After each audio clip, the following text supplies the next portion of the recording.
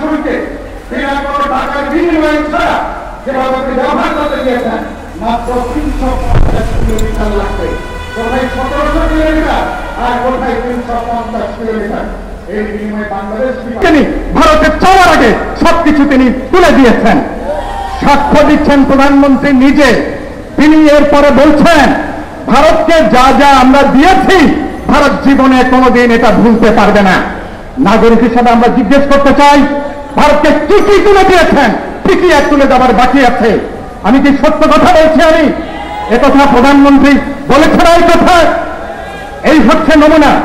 আমার সামরিক বাহিনীর প্রশিক্ষণ, আধুনিকায়ন, সমরাস্ত্র কেনার সাথে নাকি ভারত এখন যুক্ত হবে। আমার জাতীয় নিরাপত্তা সার্বভৌমত্বের জন্য সবচেয়ে গুরুত্বপূর্ণ যে বিষয়, সামরিক বাহিনীর জাতীয় নিরাপত্তার ইস্যুতে পর্যন্ত ভারত এখন ঢুকে পড়ছে।